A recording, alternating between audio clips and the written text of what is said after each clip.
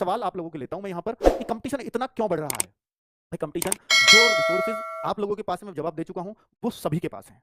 और जब सभी के पास एक जैसा रिसोर्सेज हो तो निश्चित तौर पर कंपटीशन बढ़ना तय होता है। दूसरा बहुत बड़ा कारण है कि भाई जो आर्मी के या नेवी में, एयरफोर्स में अच्छे अच्छे बच्चे जाते हैं, एयरफोर्स और नेवी में तो बहुत अच्छे अच्छे बच्चे जाते थे, आर्मी में तो मैं मान लूंगा फिजिकल के भी आप पे होते थे, लेकिन टेक्निकल में वहां भी अच्छे ही बच्चे जाते थे। तो उन सब बच्चों का जब से वो अग्निपथ योजना आई है तो उससे पूरी तरह से रुझान हट गया। अब देश सेवा के लिए ऑप्शन ढूंढते हैं, क्योंकि कई सारे लोग ना, बहुत सारे बच्चे केवल पैसे कमाने नहीं जाते इन फोर्सेज में, उसका मतलब है कि मैं देश के काम आ सकूं, मुझे वर्दी पहनने का शौक है। बहुत सारे ऐसे बच्चे होते हैं। तो वो सारे बच्चों ने क्या ऑप्शन ढूंढा, भाई मेरी पढ़ाई उतनी बढ़िया नहीं है, मैं 10th लेवल की जॉब कोई देखूं तो उन्हें सिर्फ एक ही ऑप्शन दिखाई देता है, एसएससी जीडी।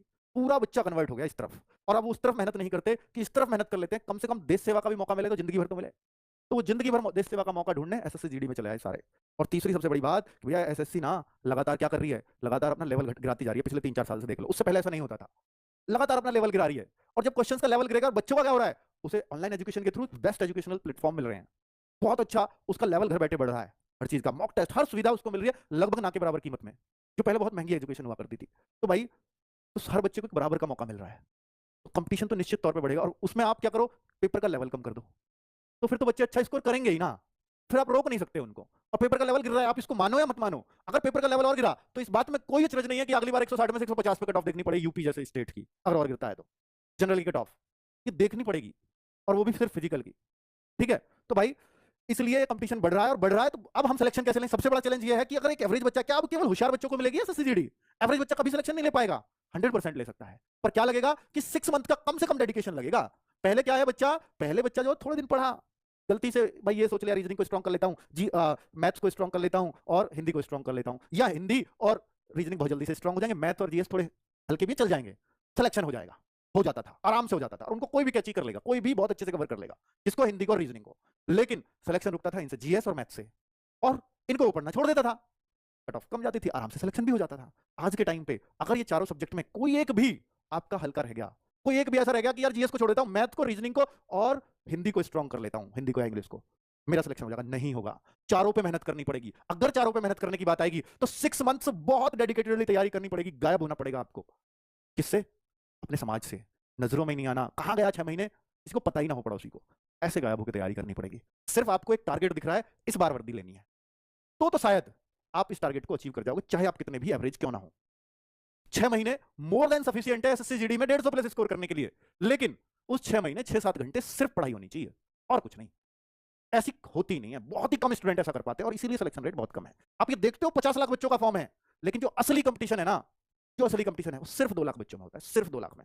50,000 वैकेंसी भी है, हर चार मेहनती में से एक का सिलेक्शन हो जाता है। और सोचते क्या है, 50,000 वैकेंसी, 50 लाख फॉर्म, 100 बच्चों में से एक का सिलेक्शन, यही आएगा ना निकल के, पर वो 100 नहीं होते, मेहनत करने वाले 4 हैं, 4 में से एक का हो जाएगा। ठीक है, चलिए, तो भाई एवरेज बच्चा बिल्कुल ना घबराए, 6 महीने आपको बहुत ही बेहतरीन तरीके से डेडिकेटेड रूप से देने होंगे, और एक चैनल पे विश्वास करके देने होंगे, टीचर पे विश्वास करके देने होंगे। आप ये बहुत बार क्या ना, एजुकेशनल प्लेटफॉर्म इतने सारे हो गए हैं ऑनलाइन में, सब आपको अच्छा अच्छी बातें कहने वाले मिल जाएंगे, सब ये कहेंगे मैं ये कर दूंगा वो कर दूंगा। भाई आप ना पढ़ करके देखना, आपको लगे कि हाँ ये वास्तव में इनकी चीजें मेरे को समझ में आ रही हैं, क्योंकि हर कोई अपने आप को तो अच्छा बताएगा ही ना, मैं भी अच्छा बताऊंगा।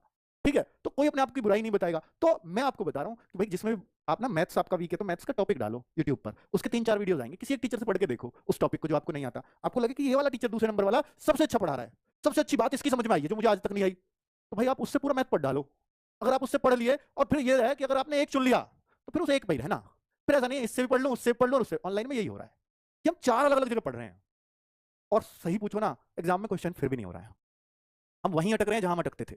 वो इसलिए हो रहा है क्योंकि ना आपको ऐसा लग रहा है इसे भी ले लूं उसे भी ले लूं, ऐसे नहीं होता सिलेक्शन। जो भी लिया है उसको कंठस्थ लो और तरीके से, और बुक से प्रैक्टिस करो। कॉन्फिडेंस कभी भी यूट्यूब से पढ़ने से आएगा ही नहीं। आपका कॉन्फिडेंस हमेशा एक चीज से आ सकता है, वो है बुक्स। पढ़ो यूट्यूब से, क्योंकि बुक आपको समझाएंगी नहीं, यूट्यूब से समझ लो चीजों को, एप्लीकेशन से समझ लो, कोई दिक्कत नहीं है, कोई इतने सस्ते कोर्स हैं किसी का भी ले सकते हो। और भाई उस कोर्स से पढ़ लो, एक टीचर को फॉलो कर लो, उसके साथ एक बुक फॉलो कर लो, निश्चित तौर पर कोई सिलेक्शन नहीं रोक पाएगा आपका, कोई भी नहीं। ठीक है, एवरेज बच्चे को यही करना चाहिए। एवरेज बच्चा ही भटकता है 10 जगह, कई बार पता लगता है फॉर्म आए 2 महीने तक सिर्फ ये सर्च कर रहा है, इससे पढ़ूं या इससे पढ़ूं, अगले महीने उसका एग्जाम है, तो कैसे होगा सिलेक्शन। तो ये सब चीजें हैं जो बच्चों को डिस्ट्रैक्ट कर रही हैं। सिलेक्शन मंत्र 3 चीजें हैं, मैं आपको बार बार जिक्र कर रहा हूं। बुक्स आपको पढ़नी पड़ेंगी, अगर आप ये सोचते हो कि क्लास के नोट्सों से काम हो जाएगा, नहीं होगा। अच्छे मार्क्स लाने से होगा, और अच्छे मार्क्स बुक्स के बिना नहीं आ सकते, क्योंकि बुक्स आपको कॉन्फिडेंस बूस्ट करती हैं। बुक से अगर सवाल हुआ, क्लास से किया, क्लास टीचर ने एक सीट दे दी आपको, क्योंकि उसने क्लास में जो पढ़ाया बिल्कुल वैसे ही क्वेश्चन, तो आपको ना कॉन्फिडेंस नहीं आ पाएगा। बुक से हमेशा बचोगे आप, यार बुक से नहीं, सीट से कर लेता हूं, नहीं।